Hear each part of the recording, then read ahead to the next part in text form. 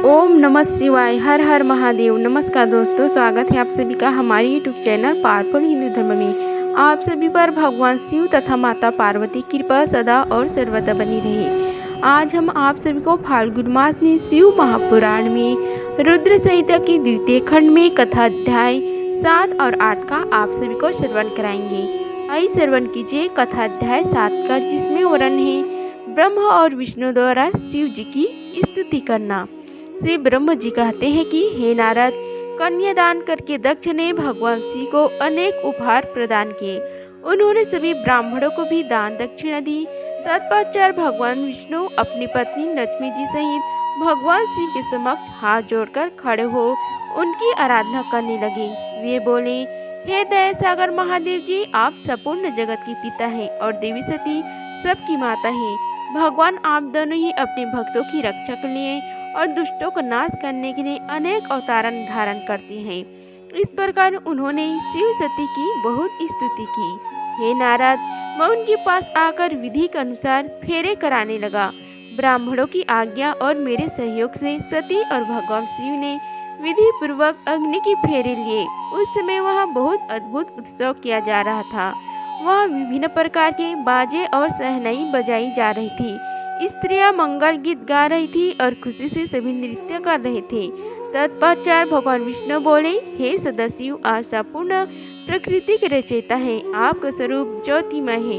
ब्रह्म जी, मैं और रुद्रदेव आपके ही रूप हैं। हम सभी सृष्टि की रचना, पालन और संहार करते हैं। हे प्रभु, हम सब आपके ही अंश हैं। हे प्रभु, आप आकाश के समान सर्वव्यापी और ज्योतिमय हैं। जिस प्रकार हाथ, कान, नाक, मुंह, सिर आदि शरीर के विभिन्न रूप है, उसी प्रकार हम सब भी आपके शरीर के ही अंग हैं।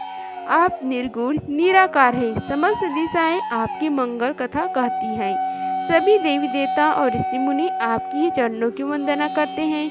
आपकी महिमा को वर्णन करने में मैं असमर्थ हूँ। हे भगवान, यदि हम सबसे कुछ गलती हो गई है तो कृपा उसे क्षमा करें और प्रसन्न हो। ब्रह्म जी बोले, इस प्रकार श्री हरि ने भगवान शिव की बहुत स्तुति की। उनकी स्तुति सुनकर भगवान शिव बहुत प्रसन्न हुए। विवाह की सभी रीतियों के पूर्ण होने पर हम सभी ने महादेव जी एवं देवी सती को बधाई दी तथा उनसे प्रार्थना की कि वे अपनी कृपा दृष्टि सदैव सभी पर बनाए रखें, वे जगत का कल्याण करें। तत्पश्चात भगवान शिव ने मुझसे कहा, हे ब्रह्मा, आपने मेरा वैवाहिक कार्य संपन्न कराया है, अतः आप ही मेरे आचार्य हैं। आचार्य को कार्य सिद्धि के लिए दक्षिणा अवश्य दी जाती है, इसलिए आप मुझे बताइए कि मैं दक्षिणे में आपको क्या दूं। हे महाभाग, आप जो भी मांगेंगे मैं उसे अवश्य दूंगा। हे मुनि, भगवान शिव की इस प्रकार के वचन सुनकर मैं हाथ जोड़कर उनके सामने खड़े हो गया। मैंने उन्हें प्रणाम करके कहा, हे देवेश, यदि आप मुझे अपना आचार्य मानकर कोई वर देना चाहते हैं तो मैं आपसे यह वर मांगता हूँ कि आप सदा इसी रूप में इसी वेदी पर विराजमान रहकर अपने भक्तों को दर्शन दें। इस स्थान पर आपके दर्शन करने से सभी पापियों के पाप धुल जाए। आपके यहाँ विराजमान होने से मुझे आपका साथ प्राप्त हो जाएगा। मैं इसी वेदी के पास आश्रम बनाकर यहाँ निवास करूँगा और तपस्या करूँगा। हे प्रभु, मेरी यही इच्छा है। चैत्र मास के शुक्ल पक्ष की त्रयोदशी को पूर्व फाल्गुनी नक्षत्र में रविवार के दिन जो भी मनुष्य भक्ति भाव से आपका दर्शन कर उसके सभी पाप नष्ट हो जाएंगे। रोगी मनुष्य के सभी रोग दूर हो जाएंगे। इस दिन आपका दर्शन कर मनुष्य जिस इच्छा को आपके सामने व्यक्त करे उसे आप तुरंत पूरा करें। हे प्रभु, आप इस दिन सभी को मनोवांछित वर प्रदान करें। भगवान, यही वरदान मैं आपसे मांगता हूँ। मेरी यह बात सुनकर भगवान शिव बहुत प्रसन्न हुए। वे बोले, हे ब्रह्मा, मैं आपकी इच्छा अवश्य ही पूरा करूँगा। तुम्हारे वर के अनुसार मैं देवी सती सहित इस वेदी पर विराजमान रहूँगा। यह कहकर भगवान शिव देवी सती के साथ मूर्ति रूप में प्रकट होकर वेदी के मध्य भाग में विराजमान हो गई। इस प्रकार मेरी इच्छा को पूरा कर जगत के हित के लिए प्रभु शिव वेदी पर अंश रूप में विराजमान हुए। अब श्रवण कीजिए शिव सती के विदा होकर कैलाश जाना। श्री ब्रह्म जी बोले, हे महामुनि नारद, मुझे मेरे मनोवांछित वरदान देने के पश्चात भगवान शिव अपनी पत्नी देवी सती को साथ लेकर अपने निवास स्थान कैलाश पर्वत पर जाने के लिए तैयार हुए। तब अपनी बेटी सती व दामाद भगवान शिव को विदा करते समय प्रजापति दक्ष ने अपने हाथ जोड़कर और मस्तक झुकाकर महादेव जी की भक्ति पूर्वक स्तुति की। साथ ही श्री हरि सहित सभी देवी देवताओं और ऋषि मुनियों ने हर्ष से प्रभु का जय जयकार किया। भगवान शिव ने अपने ससुर प्रजापति दक्ष से आज्ञा लेकर अपनी पत्नी को अपनी सवारी नंदी पर बैठाया और स्वयं भी उस पर बैठकर कैलाश पर्वत की ओर चल दिए। उस समय वृषभ पर बैठे भगवान शिव व सती की शोभा देखते ही बनती थी। उनका रूप मनोहरी था। सब मंत्र मुग्ध होकर उन दोनों को जाते हुए देख रहे थे। प्रजापति दक्ष और उनकी पत्नी अपने बेटे व दामाद के अनोखे रूप पर मोहित हो उन्हें एक टक देख रहे थे। उनकी विदाई पर चारों ओर मंगल गीत गाए जा रहे थे। विभिन्न वाद्य यंत्र बजा रहे थे। सभी बाराती शिव के कल्याणमय उज्जवल यश का गान करते हुए उनके पीछे पीछे चलने लगे। भगवान शिव देवी सती के साथ अपने निवास कैलाश पर पहुँचे। सभी देवता सहित मैं और विष्णु जी भी कैलाश पर्वत पहुँचे। भगवान शिव ने उपस्थित सभी देवी देवताओं और ऋषि मुनियों को हृदय से धन्यवाद किया। भगवान शिव ने सभी को सम्मान पूर्वक विदा किया। तब सभी देवी देवता ने उनकी स्तुति की और प्रसन्नता पूर्वक अपने अपने धाम को चले गए। तत्पश्चात भगवान शिव और देवी सती सुखपूर्वक अपने वैवाहिक जीवन का आनंद उठाने लगे। हे सूत जी कहते हैं कि हे मुनियों, मैंने तुम्हें भगवान शिव के शिव विवाह की पूर्ण कथा सुनाई है। भगवान शिव का विवाह कब और किससे हुआ, वे विवाह के लिए कैसे तैयार हुए, इस प्रकार मैंने सभी प्रसंगों का वर्णन तुमसे किया है। विवाह समय यज्ञ अथवा किसी भी शुभ कार्य के आरंभ में भगवान शिव को पूजन करने के पश्चात इस कथा को जो सुनता है अथवा पढ़ता है उसका कार्य या वैवाहिक आयोजन बिना विघ्न और बाधाओं की पूरा होता है। इस कथा के श्रवण से सभी शुभ कार्य निर्विघ्न पूर्ण होते हैं। इस अमृतमय कथा को सुनकर जिस कन्या का विवाह होता है वह सुख, सौभाग्य, सुशीलता और सदाचार आदि सद्गुणों से युक्त हो जाता है। भगवान शिव की कृपा से पुत्रवती भी होती है। नारद जी ने पूछा, हे पितामह ब्रह्म जी, शिव जी के विवाह के पश्चात सभी पधारे देवी देवताओं और ऋषि मुनि सहित श्री हरि और आपको विदा करने के पश्चात क्या हुआ? हे प्रभु, इससे आगे कथा वर्णन भी आप मुझसे करें। यह सुनकर ब्रह्म जी ने मुस्कुराते हुए महर्षि नारद सभी उपस्थित देवताओं को विवाह उपरांत भगवान शिव और देवी सती ने प्रसन्नता पूर्वक विदा कर दिया। तत्पश्चात देवी सती ने सभी श्रीगणों को भी कुछ समय के लिए कैलाश पर्वत से जाने की आज्ञा प्रदान की। सभी श्रीगणों ने महादेव जी को प्रणाम कर उनकी स्तुति की। तत्पश्चात उन्होंने भगवान शंकर से वहां से जाने का आज्ञा मांगी। आज्ञा देते हुए महादेव जी ने कहा, जाइए, देखिए मेरे स्मरण करने पर आप सभी तुरंत मेरे समक्ष उपस्थित हो जाएं। तब नंदी समेत सभी गण वहां भगवान शिव और देवी सती को अकेले छोड़कर कुछ समय के लिए कैलाश पर्वत से चले गए। अब कैलाश पर्वत पर भगवान शिव सती के साथ अकेले थे। देवी सती भगवान शिव को पति रूप में प्राप्त कर बहुत खुश थी। बहुत कठिन तप के उपरांत ही उन्हें भगवान शिव का सानिध्य मिल पाया था। यह सोचकर वह बहुत रोमांचित थी। उधर देवी सती के अनुपम सौंदर्य को देखकर शिव जी भी मोहित हो चुके थे। वे भी देवी सती का साथ पाकर अपने को धन्य समझ रहे थे। एकांत पाकर शिव जी अपनी पत्नी सती के साथ कैलाश पर्वत के शिखर पर रमण करने लगी। आइए अब श्रवण कीजिए शिव सती का हिमालय गमन। कैलाश पर्वत पर श्री शिव और दक्ष कन्या सती के विविध व्यवहारों के विस्तार से वर्णन करने के बाद ब्रह्म जी ने कहा कि हे नारद, एक दिन की बात है कि देवी सती भगवान शिव को प्रेम पूर्वक प्रणाम करके दोनों हाथ जोड़कर खड़ी हो गई। उन्हें चुपचाप खड़े देखकर भगवान शिव समझ गए कि देवी सती के मन में कुछ बात अवश्य है जिसे वह कहना चाह रही है। तब उन्होंने मुस्कुराकर देवी सती से पूछा कि हे प्राणवत्सला, कहिए आप क्या कहना चाहती हैं। यह सुनकर देवी सती बोली, हे भगवान, वर्षा ऋतु आ गई है। चारों ओर का वातावरण सुंदर और मनोहरी हो गई है। हे देवादिदेव, मैं चाहता हूँ कि कुछ समय हम कैलाश पर्वत से दूर पृथ्वी पर या हिमालय पर्वत पर जाकर रहे। वर्षा काल के लिए हम किसी योग्य स्थान पर चले जाएं और कुछ समय वही निवास करें। देवी सती की यह प्रार्थना सुनकर भगवान शिव हंसने लगे। हंसते हुए उन्होंने अपनी पत्नी सती से कहा कि हे प्रिय, जहाँ पर मैं निवास करता हूँ वहाँ पर मेरी इच्छा के विरुद्ध कोई भी आ जा नहीं सकता। मेघ भी मेरी आज्ञा के बिना कैलाश पर्वत की ओर कभी नहीं आएंगे। वर्षा काल में भी मेघ सिर्फ नीचे की ओर ही घूमकर चले जाएंगे। हे प्रिय, तुम्हारी इच्छा के विरुद्ध कोई भी तुम्हें परेशान नहीं कर सकता। फिर भी यदि आप चाहती हैं तो हम हिमालय पर्वत पर चलते हैं। तत्पश्चात भगवान शिव अपनी पत्नी सती के साथ हिमालय पर चले गए। कुछ समय वहां प्रसन्नता पूर्वक विवाह करने के पश्चात वे पुनः अपने निवास लौट आए। श्री ब्रह्म जी बोले कि हे महर्षि नारद, भगवान शिव और सती के हिमालय के वापस आने के पश्चात वे पुनः पहले की तरह कैलाश पर्वत पर अपना निवास करने लगे।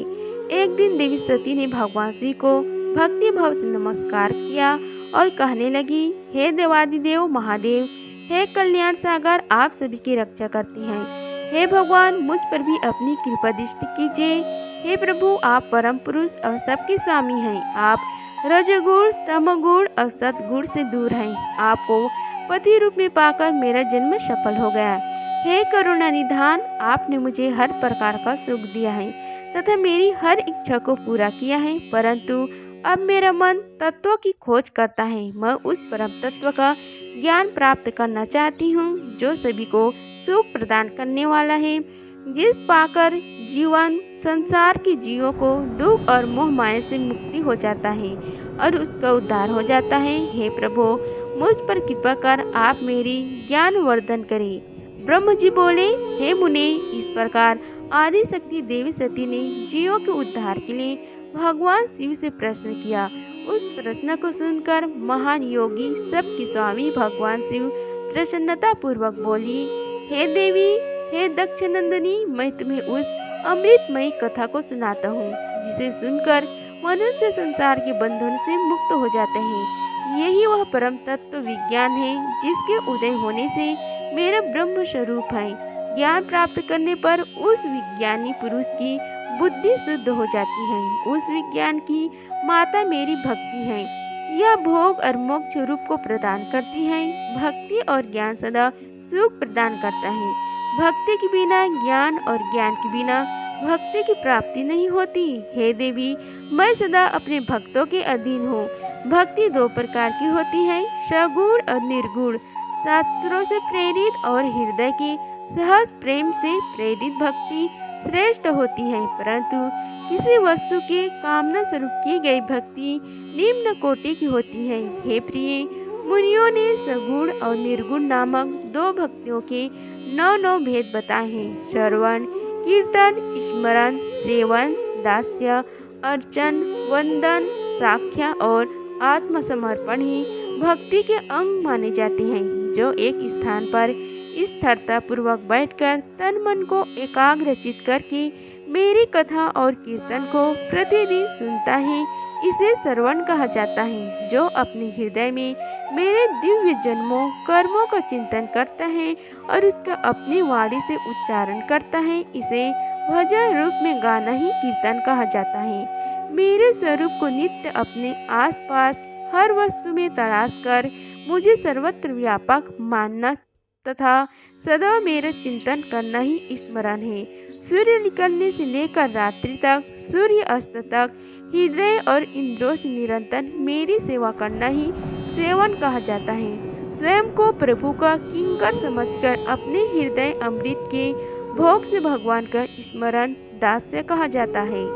अपने धन वैभव के अनुसार 16 उपचारों के द्वारा मनुष्य द्वारा की गई मेरी पूजा अर्चन कहलाती है। मन, ध्यान और वाणी से मंत्रों को उच्चारण करते हुए इष्ट देव को नमस्कार करना वंदन कहा जाता है। ईश्वर द्वारा किए गए फैसलों को अपना हित समझकर उसे सदैव मंगल मानना ही साख्य है। मनुष्य के पास जो भी वस्तु है वह भगवान की प्रसन्नता के लिए उनके चरणों में अर्पण कर उन्हें समर्पित कर देना ही आत्मसमर्पण कहलाता है। भक्ति की यह 9 अंग भोग और मोक्ष प्रदान करने वाली है। ये सभी ज्ञान के साधन मुझे प्रिय है। मेरे संगो पाक भक्ति ज्ञान और वैराग्य को जन्म देती है। इससे सभी अभीष्ट फलों की प्राप्ति होती है। मुझे मेरे भक्त बहुत प्यारे हैं। तीनों लोकों और चार युगों में भक्ति के समान दूसरा कोई भी सुखदायक मार्ग नहीं है। कलयुग में जब ज्ञान और वैराग्य का हास्त्र हो जाएगा, तब भी भक्ति सुख फल प्रदान करने वाली होगी। मैं सदा ही अपने भक्तों के वश में रहता हूँ। मैं अपने भक्तों की विपरीत परिस्थिति में सदैव सहायता करता हूँ और उसके सभी कष्टों को दूर करता हूँ। मैं अपने भक्तों का रक्षक हूँ। ब्रह्म जी बोले कि हे नारद, देवी सती को भक्त और भक्ति का महत्व सुनाकर बहुत प्रसन्नता हुई। उन्होंने भगवान शिव को प्रणाम किया और पुनः शास्त्रों के बारे में पूछा। वे यह जानना चाहती थी कि सभी जीवों को उद्धार करने वाला, उन्हें सुख प्रदान करने वाला सभी साधनों का प्रतिपादक शास्त्र कौन सा है। वे ऐसे शास्त्र का महात्म्य सुनना चाहती थी। सती का प्रश्न सुनकर शिव जी ने प्रसन्नता पूर्वक सब शास्त्रों के विषय में देवी सती को बताया। महेश्वर ने 5 अंगों सहित तंत्र शास्त्र, यंत्र शास्त्र तथा सभी देवस्वरों की महिमा का वर्णन किया। उन्होंने इतिहास की कथा भी सुनाई, पुत्र और स्त्री के धर्म की महिमा भी बताई, मनुष्य को सुख प्रदान करने वाले वैदिक शास्त्र तथा ज्योतिष शास्त्र की भी वर्णन किया। भगवान शिव ने भक्तों का महात्म्य और राजधर्म भी बताया। इसी प्रकार भगवान शिव ने सती को अनेक पूछे सभी प्रश्नों का उत्तर देते हुए सभी कथाएं सुनाई। इस प्रकार कथा अध्याय 7 का समाप्त हुआ। आइए अब श्रवण कीजिए कथा अध्याय 8 का, जिसमें वर्णन है शिव की आज्ञा से सती द्वारा श्री राम की परीक्षा। श्री नारद जी बोले कि हे ब्राह्मण, हे महाप्रज्ञ, हे दयानिधि, आपने मुझे भगवान शंकर तथा देवी सती के मंगलकारी चरित्र के बारे में बताए। हे प्रभु, मैं महादेव जी की सब पत्नी की यह वर्णन सुनना चाहता हूँ। कृपा आप मुझे यह बताइए कि तत्पश्चात शिव जी व सती ने क्या किया। उनके सभी चित्रों का वर्णन मुझसे करें। ब्रह्म जी ने कहा, हे मुनि, एक बार की बात है कि सती जी को अपने पति का वियोग प्राप्त हुआ।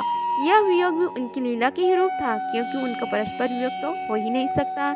यह वाणी और अर्थ के समान है। यह शक्ति और शक्तिमान है तथा चित्त स्वरूप है। सती और शिव तो ईश्वर है।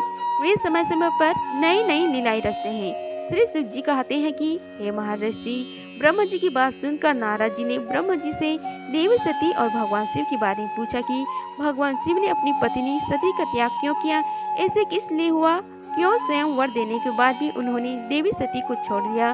प्रजापति दक्ष ने अपने यज्ञ के आयोजन में भगवान शिव को निमंत्रण क्यों नहीं दिया और यज्ञ स्थल पर भगवान शंकर का अनादर क्यों किया।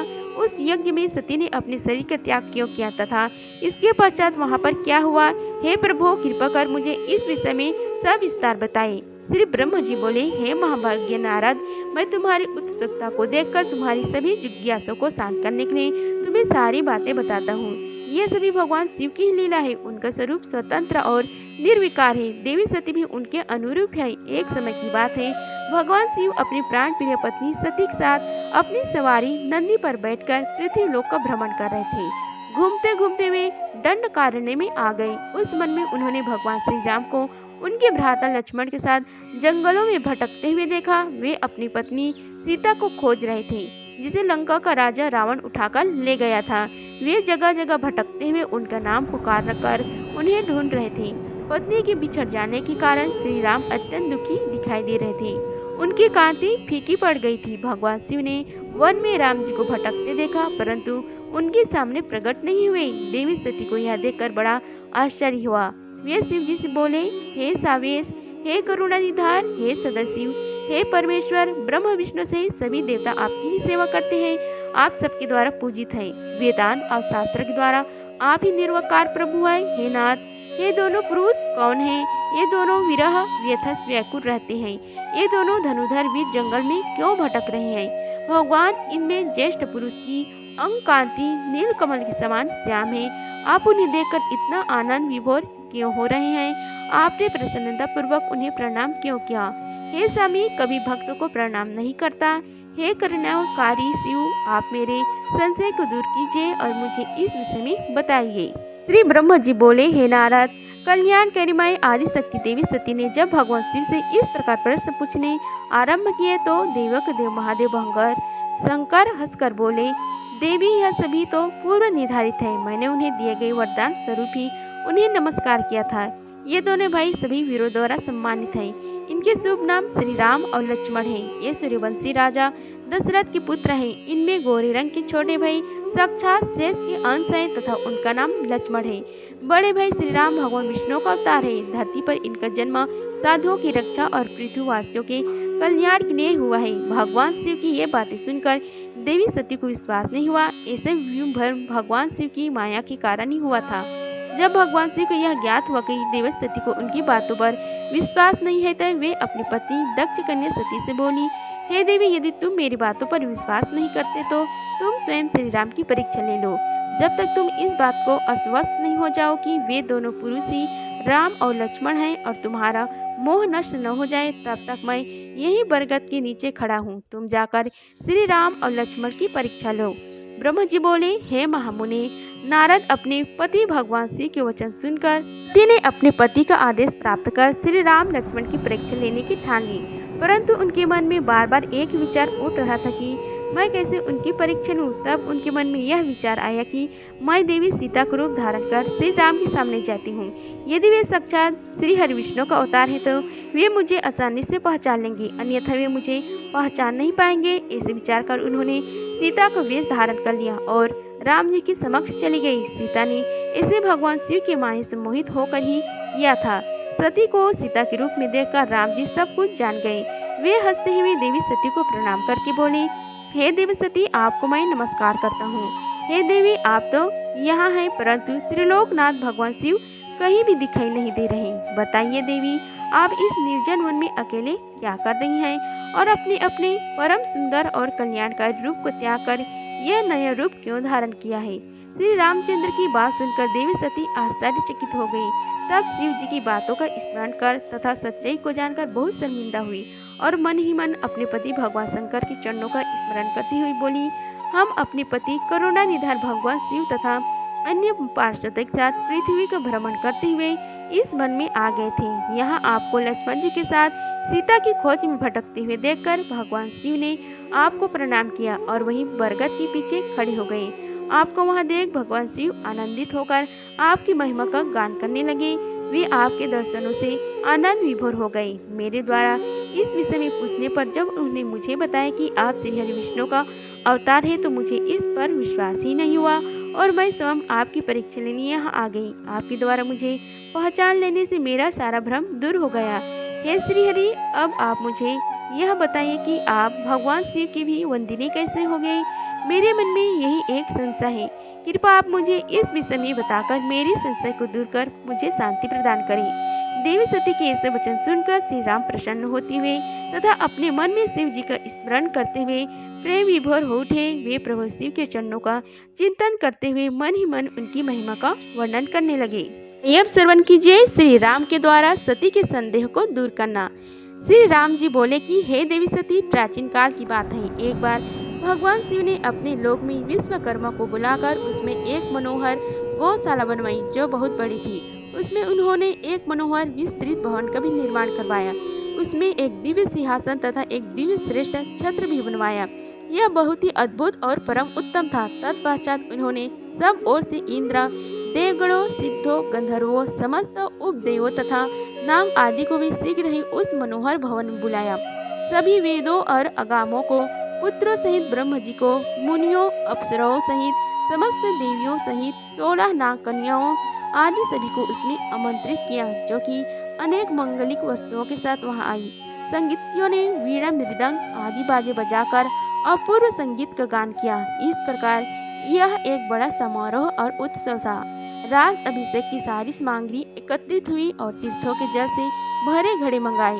अनेक दिव्य सामग्री भी गौड़ों द्वारा मंगवाई गई। फिर उच्च स्वरों से वेद मंत्रों को घोष कराया गया। हे देवी, भगवान श्री हरि विष्णु की उत्तम भक्ति से भगवान शिव सदा प्रसन्न रहते थे। उन्होंने बड़े प्रसन्न होकर श्री हरि को वैकुंठ से बुलवाया और शुभ मुहूर्त में श्रेष्ठ सिंहासन पर बैठाया। महादेव जी ने स्वयं अपने हाथों से उन्हें बहुत से आभूषण और अलंकार पहनाए। उन्हें भगवान विष्णु के सिर पर मुकुट पहनाकर उनका अभिषेक किया। उस समय वहां अनेक मंगल गान गाए गए। तब भगवान शिव ने अपना सारा ऐश्वर्य जो कि किसी के पास भी नहीं था, उन्हें प्रेम पूर्वक प्रदान किया। इसके पश्चात भगवान शंकर ने उनकी बहुत स्तुति की और जगतकर्ता ब्रह्मा जी से बोले, हे लोकेश, आज से श्री हरि विष्णु मेरे वंदनीय हुए। यह सुनकर सभी देवता स्तंभ भर गए। तब वे पुनः बोले कि आप सहित सभी देवी देवता भगवान विष्णु को प्रणाम कर उनकी स्तुति करें तथा सभी वेद मेरे साथ साथ श्री विष्णु जी का भी वर्णन करें। श्री रामचंद्र जी बोले, हे देवी, भगवान शिव अपने भक्तों के अधीन है। वे अत्यंत दयालु और कृपा निधान है। वे सदा ही भक्तों के वश में रहते हैं। इसलिए भगवान विष्णु की शिव भक्ति से प्रसन्न होकर भक्त वत्सल शिव ने यह सब कुछ किया तथा इसके उपरांत उन्होंने श्री विष्णु जी के वाहन गरुड़ ध्वज को भी प्रणाम किया। तत्पश्चात सभी देवी देवता और ऋषि मुनि भी श्री हरि के सच्चे मन से स्तुति की। तब भगवान शिव ने विष्णु जी को बहुत से वरदान दिए तथा कहा, हे श्री हरि, आप मेरी आज्ञा के अनुसार संपूर्ण लोकों की कर्ता, पालक और संहारक हो। धर्म, अर्थ और काम के दाता तथा बुरे अथवा अन्याय करने वाले दुष्टों को दंड तथा उनका नाश करने वाले हो। आप पूरे जगत में पूजित हो तथा सभी मनुष्य सदैव आपका पूजन करें। तुम कभी भी पराजित नहीं होगे। मैं तुम्हें इच्छा की सिद्धि, लीला करने की शक्ति और सदैव स्वतंत्रता का वरदान प्रदान करता हूँ। हे हरे, जो तुमसे वैर रखेंगे उनको अवश्य ही दंड मिलेगा। मैं तुम्हारे भक्तों को भी मोक्ष प्रदान करूंगा तथा उनके सभी कष्टों का भी निवारण करूंगा। तुम मेरी बाईं भुजा से और ब्रह्म जी मेरी दाईं भुजा से प्रकट हुए हो। रुद्रदेव जो साक्षात मेरा ही रूप है, मेरे हृदय से प्रकट हुए हैं। हे विष्णु, आप सदा सबकी रक्षा करोगे। मेरे धाम में तुम्हारा स्थान उज्जवल एवं वैभवशाली है। वह गोलोक नाम से जाना जाएगा। तुम्हारे द्वारा धारण किए गए सभी अवतार सबके रक्षक और मेरे परम भक्त होंगे। मैं उनका दर्शन करूंगा। श्री रामचंद्र जी कहते हैं कि हे देवी, श्री हरि को अपना अखंड ऐश्वर्य सौंपकर भगवान शिव स्वयं कैलाश पर्वत पर रहते हुए अपने पार्षदों के साथ क्रीड़ा करते हैं। तभी भगवान लक्ष्मीपति विष्णु गोप वेश धारण करके आए और गोप गोपी तथा गांवों के स्वामी बनकर प्रसन्नता पूर्वक विचरने लगे तथा जगत की रक्षा करने लगे। वे अनेक प्रकार के अवतार ग्रहण करते हुए जगत का पालन करने लगे। वे ही भगवान शिव की आज्ञा से 4 भाइयों के रूप में प्रकट हुए। अब इस समय मैं विष्णु ही अवतार रूप में प्रकट होकर 4 भाइयों में सबसे बड़ा राम हूँ, दूसरे भरत हैं, तीसरे लक्ष्मण और चौथे हैं भाई शत्रुघ्न। मैं अपनी माता के आदेश अनुसार वनवास भोगने के लिए लक्ष्मण और सीता के साथ इस वन में आया था। किसी राक्षस ने मेरी पत्नी सीता का अपहरण कर लिया और मैं यहाँ वहाँ भटकता हुआ अपनी पत्नी को ही ढूंढ रहा हूँ। सौभाग्यवश मुझे आपके दर्शन हो गए। अब निश्चय ही मुझे मेरी कार्य में सफलता मिलेगी। हे माता, आप मुझ पर कृपा दृष्टि करें और मुझे यह वरदान दे कि मैं उस पापी राक्षस को मारकर अपनी पत्नी सीता को उसके चंगुल से मुक्त कर सकूं। मेरा यह महान सौभाग्य है कि मुझे आपके दर्शन प्राप्त हुए। मैं धन्य हो गया। इस प्रकार देवी के अनेक प्रकार से स्तुति करके श्री रामचंद्र ने उन्हें अनेकों बार प्रणाम किया। श्री राम की बातें सुनकर सती मन ही मन बहुत प्रसन्न हुई और भक्त वत्सल भगवान शिव की स्तुति एवं चिंतन करने लगी। अपनी भूल पर उन्हें लज्जा आ रही थी। वे उदास मन से शिव जी की बात चल दी। वे रास्ते में सोच रही थी कि मैंने अपने पति महादेव जी की बात न मानकर बहुत बुरा किया और श्री राम जी के प्रति भी बुरे विचार अपने मन में लाई।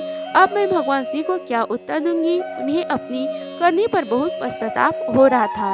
वे शिव जी के समीप गई और चुपचाप खड़ी हो गई। सती को इस प्रकार चुपचाप और दुखी देखकर भगवान शंकर ने पूछा, हे देवी, आपने श्री राम की परीक्षा किस प्रकार ली? यह प्रश्न सुनकर देवी सती चुपचाप सिर झुकाकर खड़ी हो गई। उन्होंने शिव जी को कोई उत्तर नहीं दिया। असमझ में थी कि क्या उत्तर दे, लेकिन महायोगी शिव ने ध्यान से सारा वितरण जान लिया और उनका मन से त्याग कर दिया। भगवान शिव ने सोचा कि अब यदि मैं सती को पहले जैसे ही स्नेह करूं तो मेरी प्रतिज्ञा भंग हो जाएगी। वेद धर्म के पालक शिव जी ने अपनी प्रतिज्ञा पूरी करते हुए सती का मन से त्याग कर दिया। फिर सती से कुछ न कहकर वे कैलाश की ओर बढ़े। मार्ग में सबको, विशेषकर सती जी को सुनाने के लिए आकाशवाणी हुई कि महायोगी शिव, आप धन्य हैं। आपके समान तीनों लोक में कोई भी प्रतिज्ञा पालक नहीं हुए। इस आकाशवाणी को सुनते ही देवी सती शांत हो गई। उनकी कांति फीकी पड़ गई। तब उन्होंने भगवान शिव से पूछा, प्राणनाथ, आपने कौन सी प्रतिज्ञा की है? कृपा आप मुझे बताइए। परंतु भगवान शिव ने विवाह के समय भगवान विष्णु के समक्ष जो प्रतिज्ञा की थी उसे सती को नहीं बताया। तब देवी सती ने भगवान शिव का ध्यान करके उन सभी कारणों को जान लिया जिसके कारण भगवान ने उनका त्याग कर दिया था। त्याग देने की बात जानकर देवी सती अत्यंत दुखी हो गई। दुख बढ़ाने के कारण उनकी आंखों से आंसू बढ़ गए और वह सिसकने लगी। उनके मनोभाव को समझकर और देवी सती की ऐसा हालत देखकर भगवान शिव ने अपनी प्रतिज्ञा की बात उनके सामने नहीं कही। तब सती का मन बहलाने के लिए शिव जी उन्हें अनेक कथाएं सुनाते हुए कैलाश की ओर चल दिए। कैलाश पर पहुंचकर शिव जी अपने स्थान पर बैठकर समाधि लगाकर ध्यान करने लगे। सती ने दुखी मन से अपने धाम में रहना शुरू कर दिया। भगवान शिव को समाधि में बैठे बहुत समय बीत गया। तत्पश्चात शिव जी ने अपनी समाधि तोड़ी। तब देवी सती को पता चला तो वे तुरंत शिव जी के पास दौड़ी चली आई। वहां आकर उन्होंने शिव जी के चरणों में प्रणाम किया।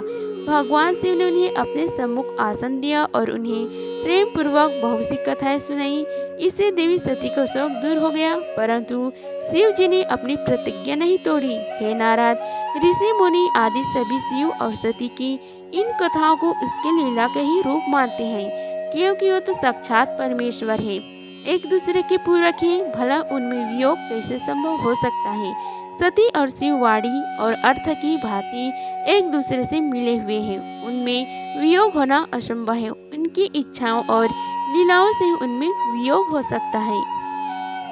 इस प्रकार कथा अध्याय 8 का समाप्त हुआ। बोलो शिव शंकर भगवान की जय। अगर आप सबको यह वीडियो अच्छी लगी होगी तो वीडियो को लाइक कीजिए, चैनल को सब्सक्राइब कीजिए और कमेंट बॉक्स में ओम नमः शिवाय लिखिए। धन्यवाद। मिलते हैं अगले वीडियो में, तब तक के लिए हर हर महादेव।